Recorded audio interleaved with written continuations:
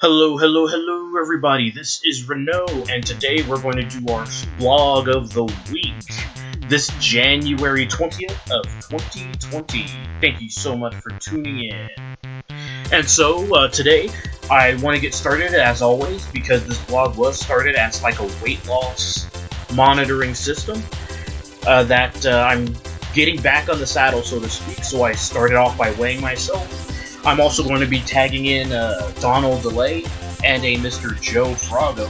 That's kind of like keeping each other accountable, making sure we're following up with each other, and just kind of working as general support group. And that should help out a lot. Now, I also want you to know that the vlog of the week isn't just about keeping track of the weight. It's also about just everything that's happened in the week. So the first thing I wanted to touch on is just my classwork, because that's kind of been dominating this week for me. And so with my classwork, I've first week of the semester is pretty much done with, having some good progress, making sure I'm staying on top of projects, tagging in my team, because one of my classes has a group project, and so I'm getting that taken care of, just making sure they respond. I understand it's the first week, you might be overwhelmed with all kinds of other things, but I have always imagined that group work actually takes precedence over all individual work. So I'm apparently one of the only people on the planet who think that way. So that's a little bit of annoying in my one class. And that's kind of disappointing because that's my capstone course and I haven't had feedback yet after 5 days. So I sent another email out today to my group members. Hopefully they can respond to that. The other thing I wanted to mention about another class is that I was initially going to be in a financial analysis class, but once I finally got my syllabus, and I looked at the syllabus, and it listed one textbook, and then I compared that syllabus to the one that's listed in the campus bookstore. I'm like, you know what? Because how it works is the instructors generally teach the same class year after year without much variety. So it means that this instructor has been posting like the wrong syllabus information for years at a time and never gets their stuff updated. That's how checked out this instructor is. And I'm like, you know what? I don't want to deal with a class like this. And so I confirmed with the bookstore the correct book. And then I made arrangements to change the class. I dropped that financial analysis class and replaced it with something else. That also applies to my major. It was a good change because you do not want to have a checked out instructor. Because I couldn't email the instructor, he never would have responded. And imagine an entire semester of that. No. If I'm going to have a checked out instructor who's not going to do anything, I don't want to have to do a lot of work in the process, and that financial analysis class was going to be a lot of work. So I switched it out, got that taken care of, everything's good. I'm also in 2 other classes for a grand total of 4 this semester. The other 2 are alright. I've already got started on several projects. Like I said, one of them has another group project, but that's easy peasy. The only problem is, when I switched classes, it kind of set me back on getting my books and everything else. All that stuff is on its way to me. And so that's all well and good. Now, about the school stuff. And the other thing I wanted to touch on was Inciter magazine. Now, Inciter magazine is kind of like a glorified blog. I don't know how, Wizard Style magazine kind of thing. It was initially going to be news, but then they changed that up because news have deadlines and stuff like that. So they changed it up to just people writing about stuff they're interested in. With one person might write about video games, another person might write about art, another person would write about travel, etc., etc. And so that was the thing with Inciter magazine. I volunteered to write news articles about alternate comics reviews, because alternate doesn't get enough love. And so when I started doing my volunteer articles for Inciter magazine, a lot of people came out of the woodwork and started harassing Inciter magazine. And even worse, alternate comics. Now, I don't know why Peter Sinetti would be harassed just because I'm reviewing his comics. I mean, all he's doing is publishing the comics, and I'm reviewing. Like, it's insane. So anyway, that's what happened. And so people had a pissing and moaning about me reviewing comics for Inciter magazine. And my plan was to just have one article once a week, and that would make me the largest contributor of Inciter magazine after just a month, because people do not write very often. You would think that they're interested in that stuff, but they don't write often.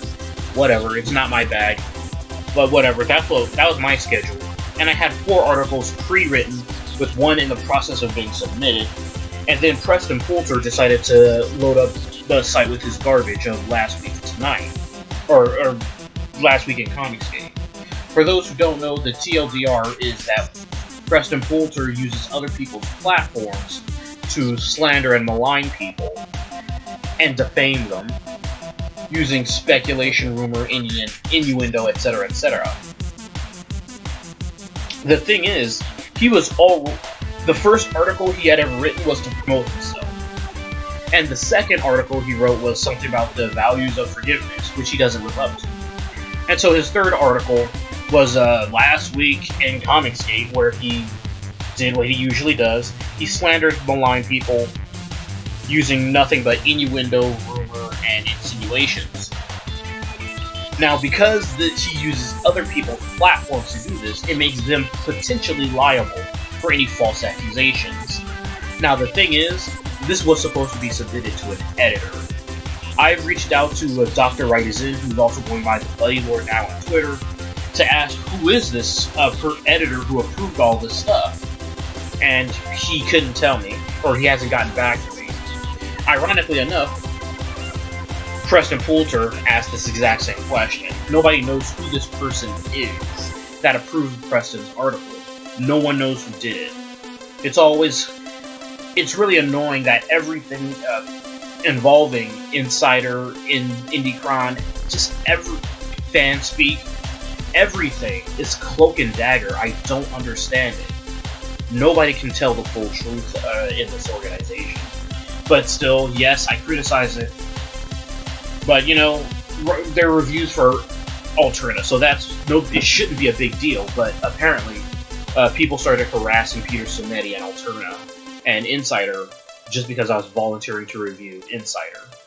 So anyway, Preston writes this hit piece, and immediately it causes the Inciter to get pulled, because he's using someone else's platform to defame people. But not only that, it was so bad that it also shut down not just pull the article. Preston got booted. It shut down the website and the YouTube channel and the official Inciter Twitter as well. Everything got imploded and deleted. But here's the thing that gets me. One, whoever was supposed to be quote-unquote the editor, because it wasn't Dr. Wright as in he passed on the responsibilities to someone else. This editor, why can't we find out who it is? Why does everything have to be cloak and dagger?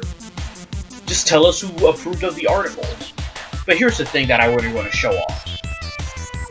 Let me just stop this music for a second. By the way, this music is called Exercise Mode, which is apropos and me reinvigorating the weight loss. But let's stop that for now.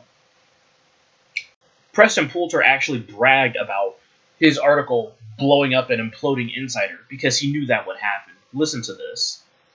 And apparently Pixel Trader, who had, set up this whole operation, was just like, all right, enough of the nonsense. And the Twitter account... Enough of the nonsense. The nonsense was you, Preston. You were the nonsense. Enough of you. Your article caused this. The YouTube channel and the website for Inciter just gone. So that happened. What can I say? Another Comicsgate resource bites the dust. And it's not the only one. So yeah, Preston Poulter is a piece of shit. He knew that his article was going to blow up everything.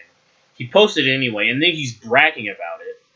And now it's like, oh, another Comicsgate resource bites the dust thanks to me. See, this is why... avoid trust fund babies, everyone. Just avoid them.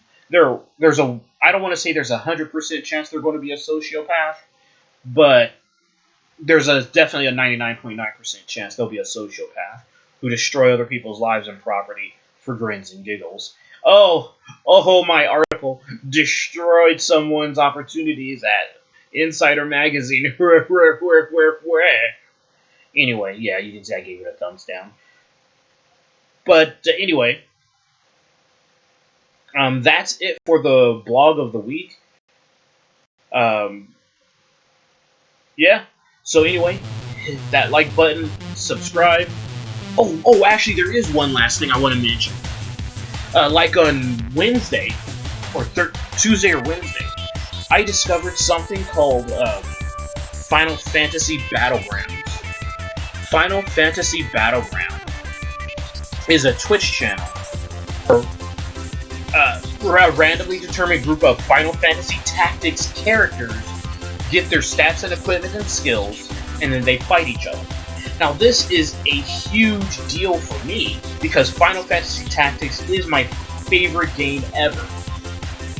I like it more than Street Fighter, I like it more than Final Fantasy VII, I like it more than Breath of Fire 3, I like it more than just about anything. It's just my all-time favorite game. So when I see that these characters, 4-on-4 battles are taking place, and it's all randomly determined,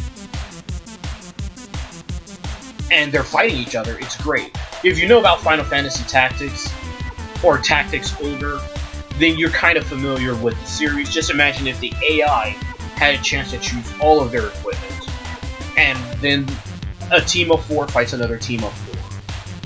And whoever wins, wins. But the thing that's so great about it is that it's on Twitch. It's pretty much up 24/7. It's set up by a guy named WizDaddy. He's from a Final Fantasy Tactics community, off and on for a very long time.